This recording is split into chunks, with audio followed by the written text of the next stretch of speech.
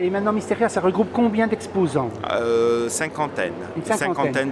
D'exposants, c'est première édition. Et l'espérant l'année prochaine, on sera le double. Pour participer, pour exposer ici, il y a un certificat de qualité ou... Non, parce de qu'il y a toute beaucoup façon, quand même il y a de manipulateurs là-dedans, non? Oui, tout à fait, mais il y a normalement, ce sont des professionnels de haut niveau, donc ils ont une qualité, un prestige dans la voyance, donc c'est pour cela, normalement, on ne peut pas prendre n'importe qui, donc je suis Vous avez fait une sélection très difficile pour avoir des gens bien précis. Et vous-même, vous êtes un peu voyant ou quoi pour avoir fait cette sélection? Moi, je pratique la voyance, voilà. Je suis auteur de nombreux ouvrages. J'ai écrit depuis 1999. Et vous écrivez quoi? Eh bien, j'ai écrit sur la tarologie, la cartomancie, l'angiologie, puisque je fais des recherches au niveau des anges.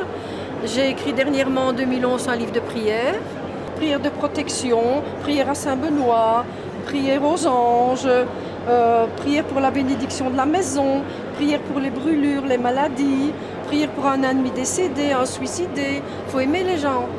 Même s'ils ont tué, il faut pouvoir prier pour eux. Vous avez parlé tout à l'heure des anges. Oui, mais je fais beaucoup de recherches sur l'angiologie et voilà mon premier. Voilà, le premier, 1999. Il est toujours en cours, il est toujours vendu. Moi je dis que chacun a son ange gardien. Il est là à côté de vous, il est là, il est ici, ils sont partout. C'est un fait évident. Chacun a son ange gardien. On y croit ou on n'y croit pas. Mais un ange, c'est une énergie céleste. Un ange est là pour nous aider. Mais si on ne demande rien, il ne va pas nous ennuyer, il est juste là. Mais ici, nous arrivons en 2012. Et 2012, c'est le changement de la Terre, de la vibration de la Terre. Donc, nous avons une vibration qui est beaucoup plus élevée maintenant au niveau de la Terre. Et notre vibration est en train de s'élever aussi. On est obligé. Donc, nous nous adaptons à cette vibration. Ce qui fait que notre conscience s'élève. Et à partir de ce moment-là, on attrape de l'intuition, on attrape du ressenti. Et c'est ce qui se passe maintenant. Il y a beaucoup de gens qui sont dans leur voyance, dans leur ressenti, mais ils ne savent pas comment le développer, comment le canaliser. J'enseigne, j'anime le cours de tarot, je forme des voyants. Je fais une formation de voyant. Oui, ça fait déjà une dizaine d'années. Des capacités. Tout à fait. Je sais déceler si la personne, le don là, il faut le faire remonter tout simplement. Les gens viennent en se demandant. Mais déjà dans les yeux sont le souffle de l'âme, moi je dis. Et puis dans les mains apportent un magnétisme, la parole, le souffle, la voix. Et puis alors l'apprentissage. On voit comment les personnes avancent, si elles sont très intuitives, parce que l'intuition joue un rôle. Un bon voyant doit être bon psychologue. Donc je travaille avec l'astrologie. Et qu'est-ce que c'est l'astrologie? Alors l'astrologie, c'est le langage des astres, des planètes et des astres. Donc on considère que les signes du zodiaque, qui font partie de l'horoscope, et ont chacun un langage propre. Et donc moi, mon métier, c'est traduire, si vous voulez, le langage des astres. Et vous faites ça comment? Vous demandez la date de naissance? Alors je travaille au départ de la date de naissance, donc il me faut la date de naissance de la personne, le lieu et l'endroit de sa naissance et son heure.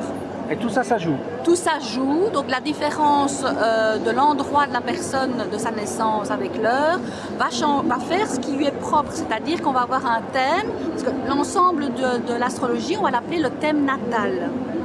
Et le thème natal, c'est vraiment l'empreinte digitale de la personne, comme vos empreintes digitales.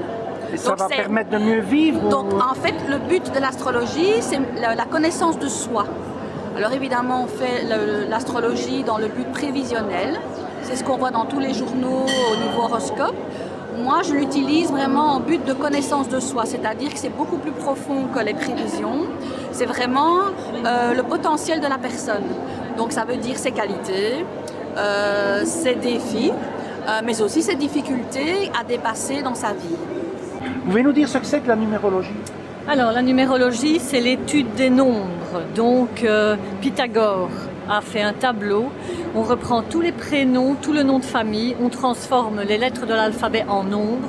Je fais un calcul global et j'étudie, de par les prénoms et le nom de famille, la personnalité de quelqu'un.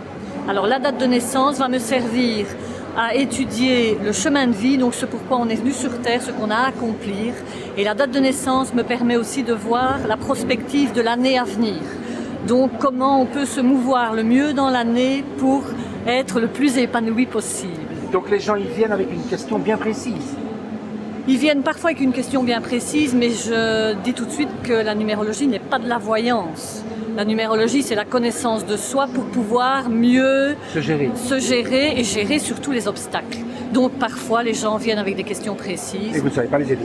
Si, je sais les aider, mais est-ce que je vais acheter une maison, par exemple, cette année? Je peux leur dire, écoutez, l'année, ce n'est pas une année pour se mettre en ménage ou acheter une maison, c'est plus une année pour se remettre en question. Maintenant, les gens font ce qu'ils veulent, bien sûr. Vous pouvez nous dire d'où vous venez, monsieur, ici pour le salon?